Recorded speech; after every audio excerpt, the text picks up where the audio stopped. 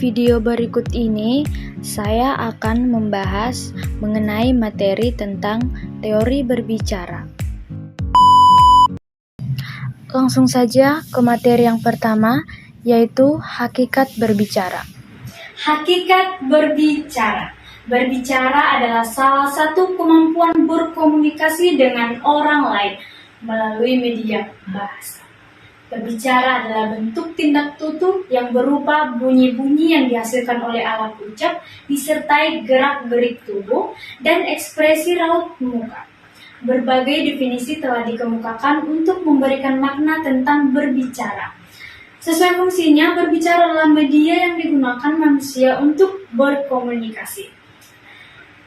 Hakikat berbicara ini meliputi yaitu berbicara merupakan ekspresi kreatif dan tingkah laku. Berbicara dan menyimak merupakan komunikasi yang seiring. Dalam konteks komunikasi dengan lawan berbicara, berbicara ini adalah komunikasi resiprokal. Berbicara adalah wujud individu berkomunikasi.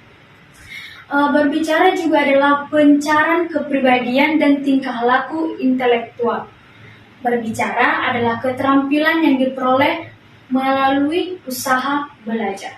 Dan yang terakhir itu adalah berbicara menjadi media untuk memperluas ilmu pengetahuan.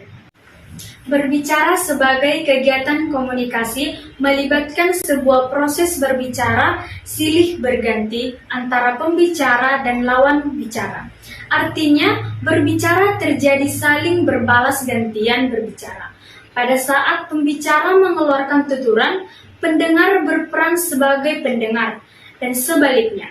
Pada saat pendengar mengambil alih kegiatan berbicara, pembicara sebelumnya berubah fungsi menjadi penyimak.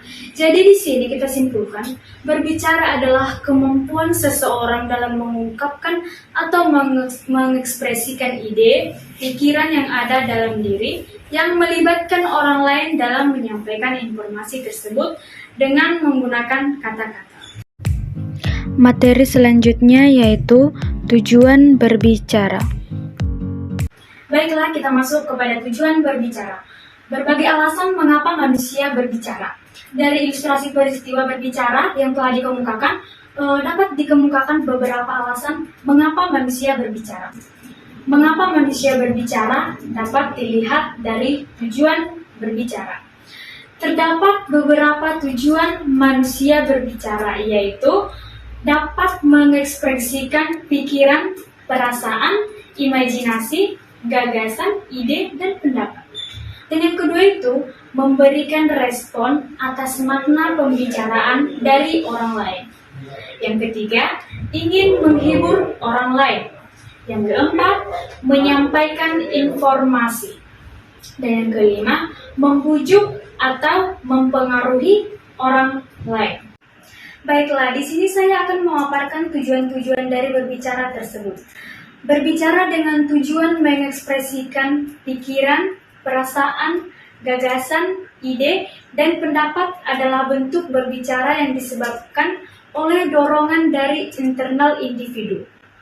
Berbicara seperti ini sifatnya personal. Artinya, manusia memiliki berbagai alasan yang melatar belakangi timbulnya ide maupun gagasan yang muncul. Ribuan pikiran, perasaan, gagasan, dan pendapat tersebut. Sedangkan tujuan berbicara memberikan respon atas pembicaraan orang lain adalah kegiatan berbicara yang disebabkan rangsangan dari luar. Respon tersebut terwujud persetujuan atas makna pembicaraan orang lain. Namun, dapat juga berupa penolakan. Berbicara memberikan respon dalam bentuk persetujuan dapat dilakukan dengan mengungkapkan pendapat yang sama. Ungkapan persetujuan bentuk berbicara dapat diartikan lebih luas seperti memberikan penegasan, mendukung, dan menandaskan respon yang berupa penolakan. Dapat diartikan sebagai ketidaksetujuan, tidak sejalan, tidak sependapat, bertentangan. Beda pendapat atau dalam bahasa hukum disebut dissenting opinion dan sebagainya. Dan yang ketiga, tujuan dalam berbicara itu yaitu menghibur orang lain. Menghibur orang lain diartikan keinginan untuk merubah isi hati dan pikiran orang agar terhibur. Orang sedang sedih, gembira, atau senang adalah ekspresi yang dapat dilihat dan dikenali ciri-cirinya. Orang yang berhadapan dalam situasi ini memerlukan rangsangan dari luar.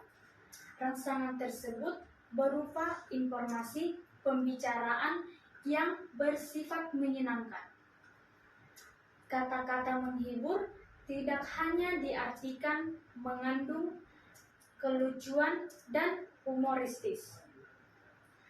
Bentuk perhatian dan nasihat juga bisa diartikan menghibur berbicara yang bertujuan untuk menghibur. Dilandasi keinginan agar lawan bicara senang, gembira, tidak sedih, atau terlepas dari perasaan emosional, kesedihan, dan beban pikiran. Dan yang berikutnya adalah berbicara dengan tujuan menyampaikan informasi kepada orang lain. Memiliki kemiripan dengan berbicara yang didasari mengekspresikan pikiran, ide, maupun pendapat. Perbedaan yang paling mendasar terletak pada sumber pembicaraan. Sumber pembicaraan untuk menyampaikan informasi dapat berasal dari dalam dirinya maupun berasal dari sumber lain. Tujuan berbicara yang terakhir adalah untuk membujuk.